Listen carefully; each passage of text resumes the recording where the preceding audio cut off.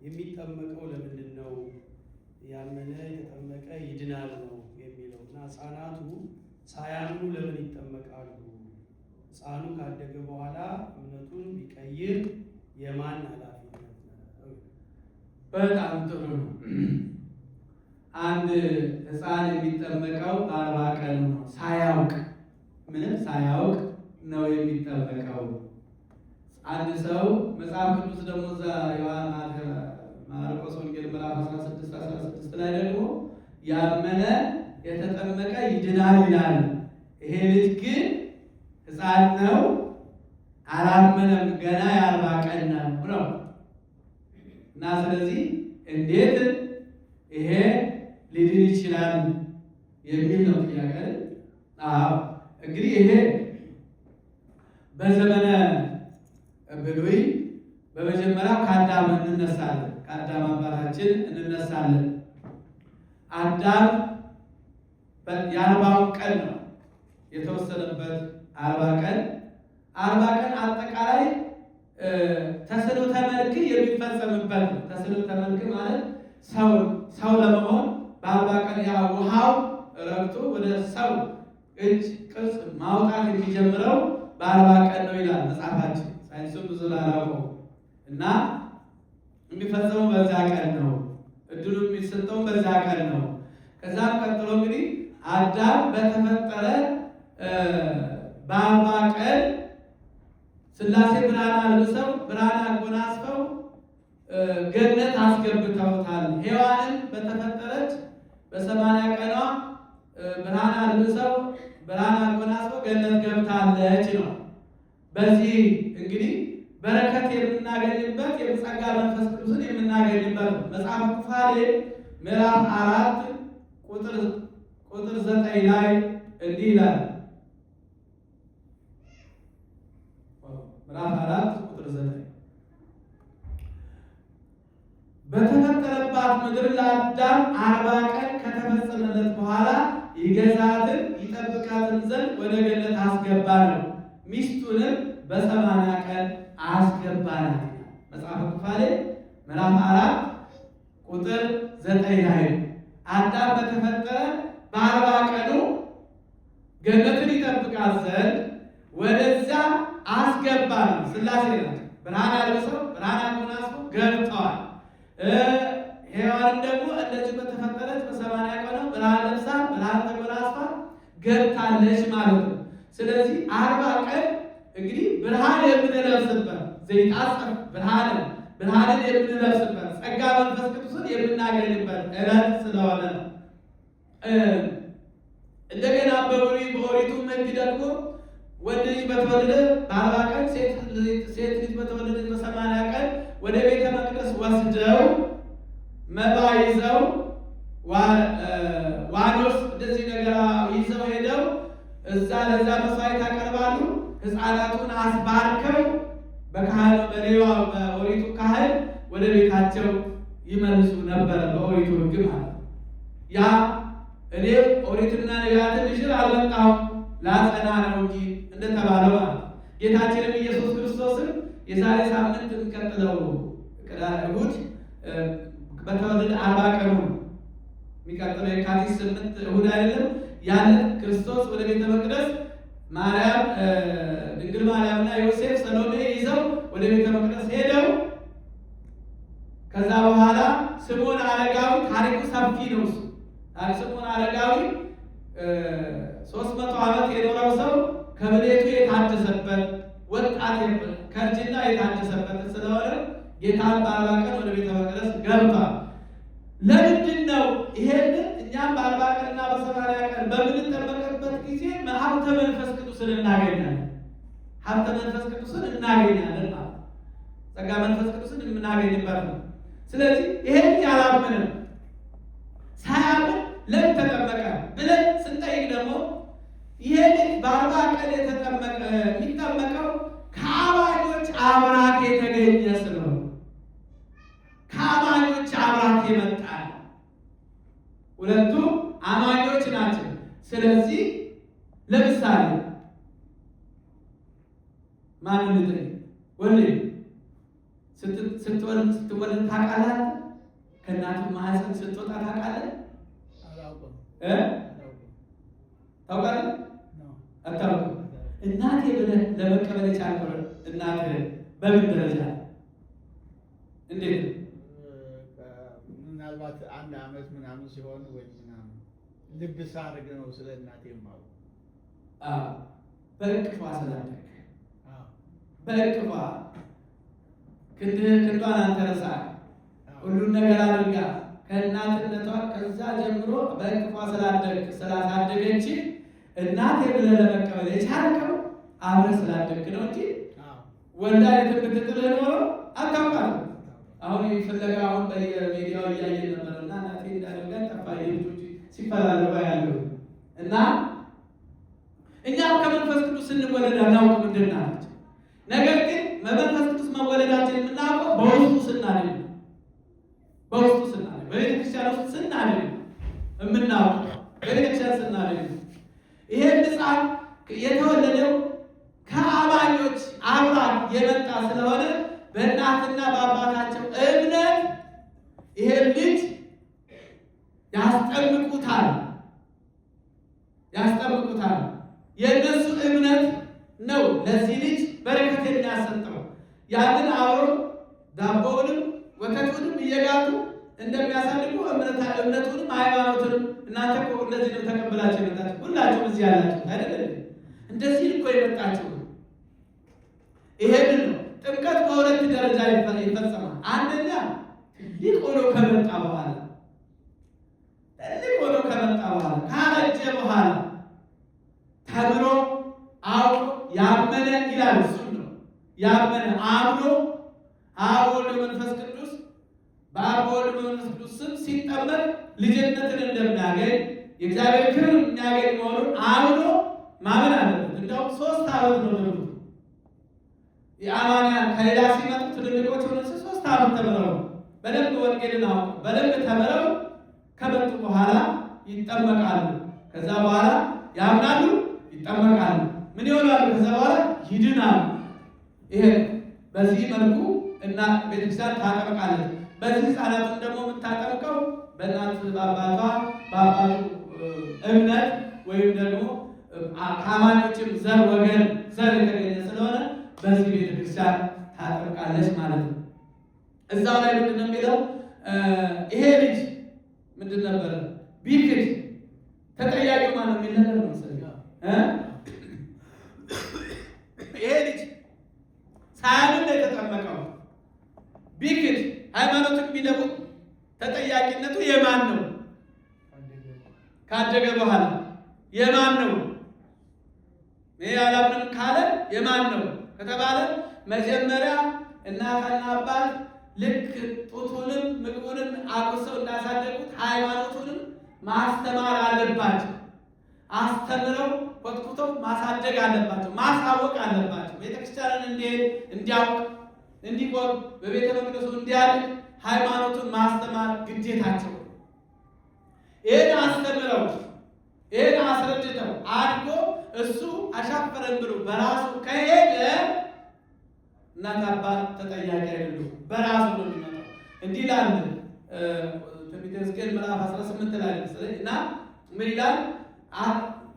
ሳትነግረው ሳታስተምረው ይቺ ነፍስ ብትሞት የዚችን ነፍስ ደም ከእጅ ይፈልጋለሁ ይላል። ነገር ግን ነግረው አስተምረው ይቺ ነፍስ ብትሞት በራሷ የሞተች ናት። በራሷ የሞተች ያቺ ነፍስ በራሷ የሞተች እናት አባትም ተጠያቂነት የለባቸው። ለምን? አስተምረዋል፣ ነግረዋል። ይሄንን ኤሌክትሪክ አንተ ልጅ እንዳትይዘው ካያስከው ይገልሃል ብለህ ከነገርከው በኋላ ልጅ ምን አገባህ ለቀም ሄዶ ቢል ተጠያቂ ማን ነው? አባት እናት አባቱ ወይስ እሱ ራሱ? ኤሌክትሪኩ እንደሚይዝ እንደሚገል አባት ከነገረ እናት ከነገረች ልጅየው ደግሞ አይ ብሎ ደፍሮ ሄዶ ቢይዝ እና ቢሞት ተጠያቂ ማን ነው? ራሱ እንደ እድሜው ትልቅ ከሆነ ራሱ እንደ ሕፃን ከሆነ ያስጠይቃል። ከእድሜው በፊትማ ትይዘዋለህ እንዳይሄድ። ከእድሜው በፊትማ ልጆች በቃ መያዝ ነው፣ ኤሌክትሪክ መያዝ ነው፣ ሁሉ መጨበጥ ነው፣ ሁሉ መጨበጥ ነው። ለዚህማ ኃላፊነቱ ያንተ ነው። ግን ካደገ በኋላ እኮ ነው የሚለው ካለ ያማ የ1 ዓመት የ2 ዓመት ምን ያውቃል? ኤሌክትሪኩን መያዝ ነው፣ ሳንቲሙንም መጉረስ ነው አይደለም? ሳንቲሙንም መጉረስ ነው፣ አፈሩንም መጉረስ ነው። ያገኘውን ሕፃን እሱ ወደ አፉ ነው የሚወስደው አይደል? ሕፃናት እንደዚህ ነው የሚወስዱት። ስለዚህ ይሄ አሁን ተጠያቂ ማን ነው? ይሄ ልጅ ቢጎዳ የዚህ ልጅ ማን ነው? የዚህ ልጅ ቤተሰብ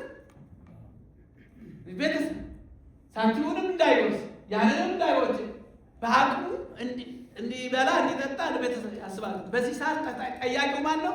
በዚህ ሰዓት የሆነ ጉዳት ላይ ቢወድቅ ተጠያቂው ወላጅ ነው። ከ12 ዓመት ከ13 ዓመት በኋላ ነፍስ ካወቀ በኋላ መጽሐፉም ጥያቄው ካደገ በኋላ ነው። ካደገ በኋላ ጥያቄው ካደገ በኋላ እና ስለዚህ ካወቀ ከተረዳ በኋላ በራሱ ከሄደ በራሱ ያቺ ነፍስ በራሷ የሞተች ናት ነው። በራሷ ያቺ ነፍስ የሞተች ናት። ሳትነግረው፣ ሳታስተምረው፣ ሳትመክረው ያቺ ነፍስ ብትሞት ደግሞ የዛችን ነፍስ እጅ ከእጅ ይፈልጋለሁ እስከ ላይ ከእጅ ይፈልጋለሁ። ስለዚህ ተጠያቂነቱ ይሄ ነው። ግልጽ ነው። ተጠይቋል፣ ተመልሷል። በቂ ማብራሪያ ነው የተሰጠው። ቃልዎት ያሰማልን፣ ቃልዎት ያሰማልን። ጥያቄው ላይ ጥያቄ ካላችሁ እዛው ማንሳት ስለማይቻል ጻፉና ደግሞ እንደዚሁ ደግሞ በሌላ ጊዜ ይሉበት አይሻልም? የጠየቁት ቤተሰቦች ስለመኖራቸው አላውቅም፣ ግን ሁላችን ማብራራት እንችላል። ይሄ ብዙዎች ጥያቄ ነበር። ለምንድን ነው እንደ ጌታ የማይጠመቀው እንዲህ የሚል ነው የነበረው። ያው ማብራሪያውን ሰምታችኋል። ጥያቄ ካለ ግን ደግሞ ጻፉትና የሚቀጥለው ደግሞ ይሄዱበታል። ሁለተኛው ብዙዎቻችን የሚመለከት ነው፣ ስለ ንስሐ አባትና ንስሐ። አሁን ወቅቱም እንደነገሩን አባታችን ያው መጪው ዐቢይ ጾም ነው፣ ከዚህ ጋር የተያያዘ ነው። የንስሐ ሕይወትን በተመለከተ የተምታቱ ሀሳቦች አሉ። ንስሐ ስንት ጊዜ ይገባል? ለማን ይገባል? የንስሐ አባት እንዴት ይያዛል? ከአጥቢያው ነው ወይስ ከሌላም ይቻላል? እሺ ንስሐ ስንት ጊዜ ይገባል? ንስሐ ስንት ጊዜ ይገባል? ንስሐ አባትስ እንዴት ይያዛል? አይደል? ለማን ይገባል? ለማን ይገባል? ንስሐ ሁልጊዜ ነው። ሁልጊዜ ባጠፋን ስህተት በራሳችን ላይ ባየን ቁጥር ንስሐ ሁልጊዜ መግባት ያስፈልገናል። ምክንያቱም ጠዋት በልቻለሁ ተብሎ ጦም አይታደርም፣ ወይም ደግሞ ማታ በልቻለሁ ብሎ በማግስተው ጦም አይዋልም። ንስሐ ዛሬ ታጥቤያለሁ ገላዬ ነገ መታጠብ የለብኝም ማለት አይደለም። ገላ ይቆሽሻል፣ ሰውነት ይቆሽሻል። ያንን የቆሸሸውን በንስሐ ሳሙና ነው ማጠብ ያለበት። ለማን ነው? ለካህኑ። በማቴዎስ ወንጌል ምዕራፍ 8 ላይ ሂድና ራስህን ለካህን አሳይ ነው። ሂድና ራስህን ለካህን አሳይ፣ ለማንም እንዳታሳይ። ለምጹ ከፈወሰ በኋላ ሂድና ለካህኑ አሳየው። ምክንያቱም ከሳሹ አንተ ነህ፣ ተከሳሹም አንተ ነህ። ዳኛው ክርስቶስ ነው፣ ካህኑ ሽማግሌ አስታራቂ መሀል ያለ እሱ፣ ዳኛው ፈራጁ ክርስቶስ። የምትከሰው ከሳሹ ባለቤቱ ነው፣ ተከሳሹም ባለቤቱ ነው። ዳኛው ፈራጁ ግን እግዚአብሔር ነው። ስለዚህ በካህኑ አማካኝነት፣ ካህኑ ደግሞ መቃብር ነው። ያንን የሰማውን ወደ ሌላ ማስተላለፍ የለበትም። ንስሐ ይህን በድያለሁ ይህን አድርጋለሁ ይላል። ነገር ግን ከዛ ሁሉ በፊት ራስ ደግሞ መቆጠብ ያስፈልጋል። ራስ መቆጠብ ያስፈልጋል። አንድ አባት ካህን ናቸውና ሴትዮዋ በሯን ከፍታ ዝም ብላ ትሄዳለች። ውሻው ይመጣና በኋቋን ይለክፍባታል። አባቴ አለ፣ አባቴ ዛሬ ውሻው መጥቶ በኋቃ ይለከፈብኝ፣ ጸበል እርጩልኝ ትላለች። ነገ ተጎዳዋልም እንደዚህ ትሄድና እንደዚሁ ክፍቱን በር ገርበብ አድርጋ ትሄዳለች። ውሻው አንቺ ካልሆነ ከነ ውሻው አምጪና ልባርክልሽ እንጂ አንቺ ከነ ውሻው እንኳን አምጪና ልባርክልሽ ካልሆነ አሉ ይባላልና ጥንቃቄ ያስፈልጋል። አይ ንስሐ እገባለሁ እያልክ ኃጢአት የምትሰራ ከሆነ እሱ ፌር አይደለም። ምክንያቱም ሳታውቅ ተገደህ ባሆነ ነገር ስትሰራ ያንን ነው ማድረግ ያለብህ እንጂ አይ ነገ ንስሐ ስለምገባ መስራት አለብኝ ወስነህ ሰርተህ እንደገና ይሄ ደግሞ ማታለል ይባላል። በየጊዜው ግን እንሳሳታለን። በስህተታችን አምነን ንስሐ መግባት ያስፈልጋል እንጂ ነገ ንስሐ እገባለሁ ዛሬ ግን አድርገን እንደፈለግን ሆነን ነገ ጠዋት ንስሐ እገባለሁ እንዴ! እነዛ በሰባት ካት እኮ የጠፉት ኖህ መርከቡን ሲሰራ ኖህ ላኩበት። መርከቡን ሲሰራ ምን ብለው እንኳን አልጠየቁትም። ይህን ሕዝብ ላጠፋ ነውና አንተ ግን ከነ ቤተሰቦች መርከብ ሰርተህ ውጣ ነው ያለው። እንትናን ኖህን ውጣ ነበር ያለው። ከዛ በኋላ ኖህ መርከቡን መስራት ጀመረ። ምን ትሰራለህ ብለው እንኳን አልጠየቁትም። በኋላ አንዳንዶቹ መጥተው ሲጠይቁት አይ በ120 ቀን እመጣለሁ ክርስቶስ እግዚአብሔር እመጣለሁ ብሏል። ስለዚህ አንተ መርከብ ስራና ውጣ አለ። መርከብ ሲሰራ ምን እየሰራ ነው ብለው ጠየቁት። አይ እግዚአብሔር በዚህ ሕዝብ ላይ መዓት ላመጣ ነውና አንተ መርከብ ስራ ውጣ ይላል። እና መቼ ነው የሚመጣው አንተ እግዚአብሔር? በ120 ዘመን መተው እንደንሰን በ20 ንስሐ እንገባለናል። ከዛ በኋላ መተው ሳያልቅ እሳት ከሰማይ ወርዶ አነደዳቸው፣ አጠፋቸው። ኖህ ግን አስቀድሞ ዝናብ ወረደ፣ መስኮት ከሰማይ መስኮቱን ከፈተ። ወዲያውኑ 8 ቤተሰቦቹን ይዞ ከእንስሳትን ተባትና እንስት ይዞ ወደ አራራ ሄዶ አመለጠ። አስቀድሞ ስለነገረው ምንድነው ይሄ? መዘጋጀት ቀበላ ተዘጋጅቷል። እና ስለዚህ እንደ ልቤት ዛሬ ንስሐ እሰራለሁ፣ ኃጢአት እሰራለሁ፣ ነገ ንስሐ እገባለሁ፣ ደግሞ ንስሐ ይገባና ደግሞ አሁን ነገ ደግሞ እንዲህ ይሄ መቀጠል ይሄ ሌላ ጉዳይ ከዚህ ጋር አብሮ አይደል። ንስሐ በስህተት የሚሰራ ድንገት የሚሰራ በግዳጅ የሚሰራ እንዲህ አይነቶቹ ነገሮች ሲሆን ወደ ንስሐ መመለስ የሚያስፈልግበት አንዱ ይሄ ነው እና ያው በንስሐ አባት አማካኝነት ማለት ነው። ንስሐ አባት ግን ከአካባቢው መራቅ አንደኛ ከአጥቢያው፣ ሁለተኛ ደረጃ ደግሞ ከአካባቢው ላይ ከሆነ መቀራረብ። ንስሐ ሲገባ ፊት ለፊት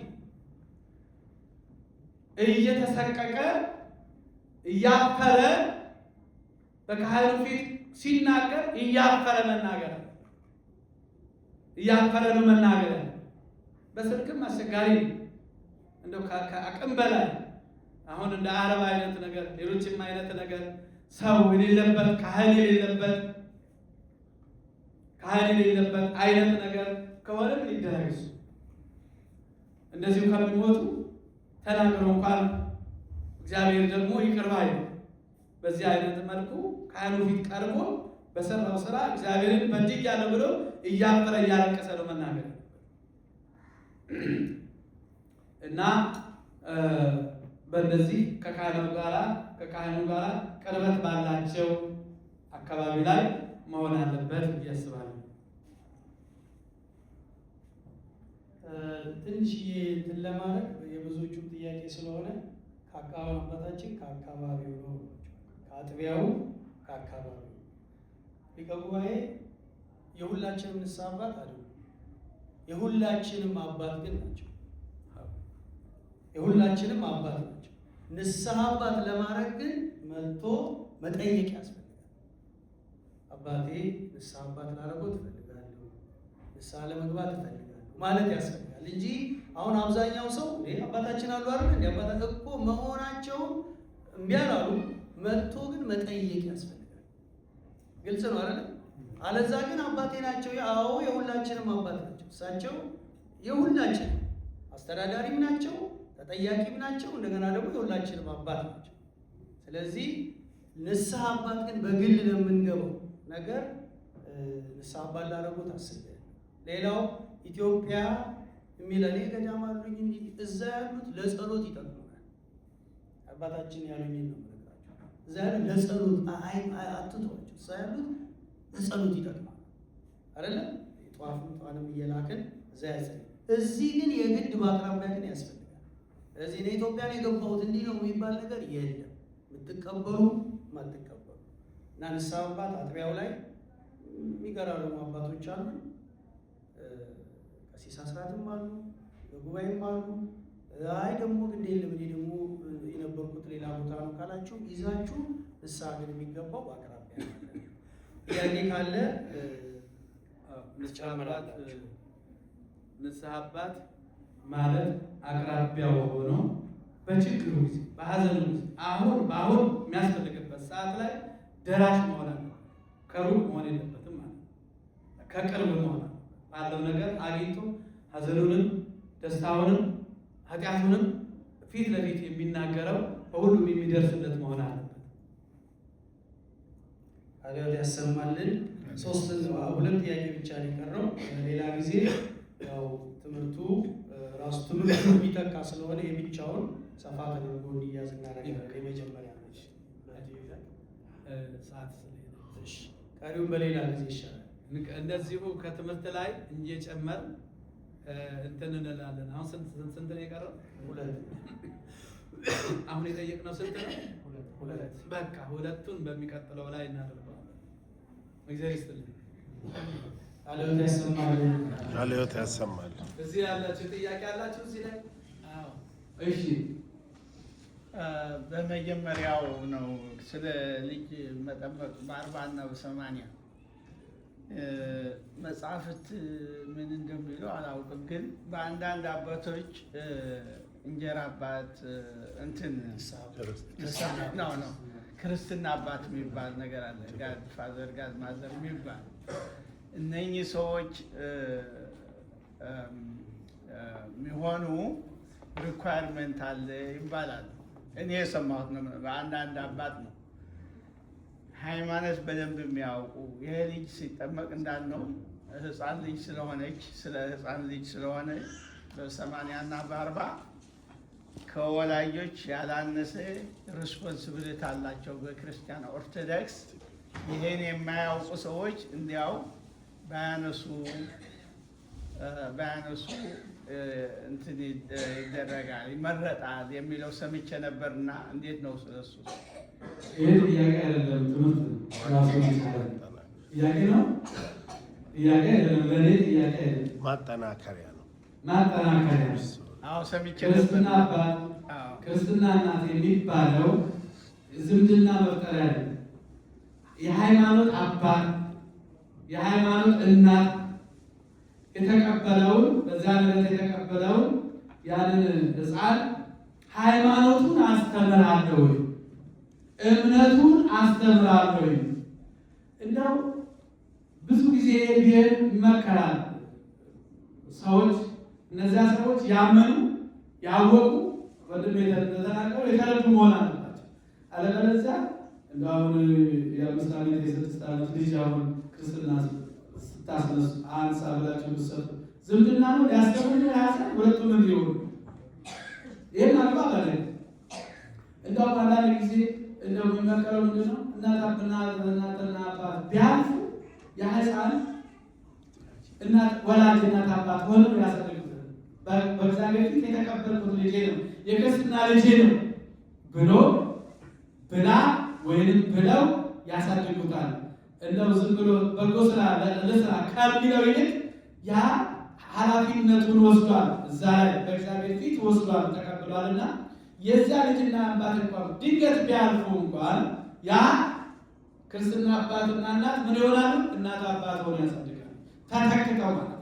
ይሄ ነው የሚመረጠው እንጂ ያላምን የማያውቅ አሁን የገጠመኝ አለ እዚህ ብዙ ቅጥሩኝ ከሌላ እምነት መጥተው ክርስትና ለማንሳት ለዋንዳንዱ ንፍርቅ በላለቀሳ ለምን ንፍርቅ አትይም። ያችን ባላንሽዋ ተበሳጨች፣ ያችን የምታነሳዋም ደግሞ ተበሳጨች። ያችን ካቶሊክ ነው፣ ይችኛዋ ኦርቶዶክስ ነው። ከሌላ አብረው ለማቋቋም የመጡትን ነው ያንቺ ብዬ ለዛ የሰጠው። ይሄ ሁሉ አግባብ አይነት ሳያምን እንዴት መጥቶ ክርስትና ሊያነሳ ይችላል? ጸሎተ ሃይማኖትን ደግሞ ነው። የሃይማኖትን ጸሎት እየደገመ ነው። ናምን ባዶ አምላክ እግዚአብሔር አብ ገባሬ ሰማያት ወምድር ሰማይና ምድርን በፈጠረ በእግዚአብሔር አምናለሁ እያለ ያንን ጣት የሚይዘው ኃላፊነቱን የሚቀበል የማያምን ሰው ምን ሊያደርግላቸው ነው? ያ ሰው በጣም የሚቸግረኝ በክርስትና ላይ ይሄ ነው። እናንተ ማታውቁት ይሄ ሚስጥር አይደለም። መማርም መረዳትም አለበት። አፈራንዷ ፈረንጅ አምጥተው እሷ ለች ክርስትና ናት ትለኛለች። እምነትሽ ምንድን ነው? ካቶሊክ ነው ፕሮቴስታንት ነኝ የምትል እንዴት አድርጌ ያቺን ልጅ ኃላፊነቱ ሰጂ ብዬ ልሰራ? በዚህ ብዙ ሰዎች ተቀይሞ እኔ ሊቀየሙ እንጂ እቺን ቤተክርስቲያንን አልተሳለም። ትክክል እና ወልዴ እንደተናገረው ኃላፊነት አለው። የወልዴ ጥያቄ ትምህርት ነው እንጂ ጥያቄ አይደለም። እና ክርስትና እናትና አባት ኃላፊነት አላቸው። እናስተምራለን፣ እንመክራለን፣ ለቁም ነገር እናበቃለን፣ ሃይማኖታቸውን እናስተምራለን፣ እናስጨብጣለን ብለው ከእናት አባትም የበለጠ የክርስትና አባት ኃላፊነት የክርስትና እናት ኃላፊነት አላቸው። በዚህ ምክንያት ትክክል ሀሳብ ነው ያቀረብኩት፣ ጥያቄ አይደለም። እሺ ሌላ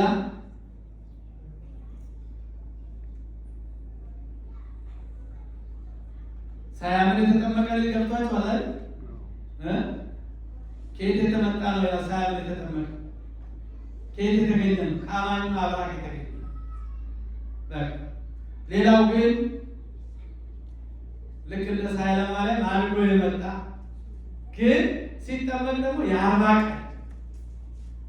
ቀን አሁን ከዛ ዕለት 40 ቀን የተጠመቁት አሉ። እንደነ ናዝራዊ እንዲህ የሆኑ ነው የመጣው የተጠመቀው። ግን ከተጠመቁት ከህፃናት ጋር የ40 ቀን ህፃን ሆኖ የተጠመቀው በአካል ግዝፈቱ ሳይሆን በመንፈስ ቅዱስ የ40 ቀን ህፃን ሆኖ የተጠመቀው። እነዚህ ተምረው አምነው ሲጠመቁ ያን ጊዜ ምን ያጋለ ፍጹም ድነት ይላል። እነዚህ ደግሞ በእናትና በአባት አማካኝነት መንፈስ ቅዱስ ይቀበላል፣ ያገኛል። ጌታም በተወለደ በ40 ቀኑ አሁን የካቲት 8 የፊታችን 40 ቀኑ ወደ ቤተ መቅደስ ገብቷል። በ40 ቀን በብሉይ ኪዳን ህፃናትን በ80 ቀን ወስደው ቤተ መቅደስ ወስደው ካህኑን አስባርከው የሚመለሱ እና እንዲህ አይነቱ ህግ ስላለ እኔ ኦሪትንና ነቢያትን ልሽር አልመጣሁም ላጸና ነው እንጂ ላጸናቸው ነው። ያንን መለወጥ ነው፣ መቀየር ነው። ግዝረት በማን ድሮ ያልተገረዘ ቆላፋ ነው የሚባለው፣ አሕዛብ ነው ያላመነ ነው የሚባለው። አሁን በግዝረት ምን ተተካ? ጥምቀት ተተካ። መገዘርም አለመገረዝም አይጠቅምም ይላል ቅዱስ ጳውሎስ። ተገዝሮስ ኢይመልኩ ወኢያሰልል፣ መገረዝም አለመገረዝም አይጠቅምም። አሁን ግን በክርስቶስ አምኖ መጠመቅ በግዝረቱ ቦታ ጥምቀት ገብቷል። እና ስለዚህ ይህንን አይተን አምነን ነው መንቀሳቀስ ያለብን። ያስተማረን የመከረን እስከዚህ ሰዓት አቆይቶ ያደረሰን አምላካችን ስሙ የተመሰገነ ይሁን። እንግዲህ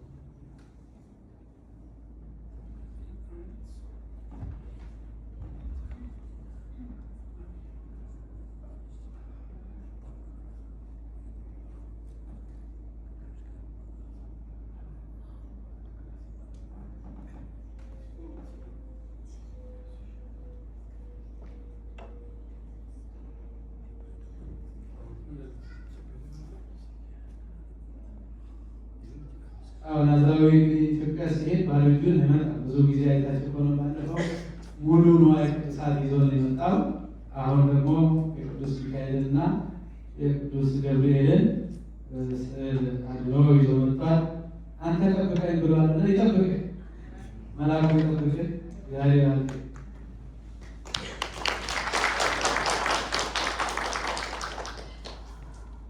እሺ፣ ለጸሎት እናሳ። ሰላም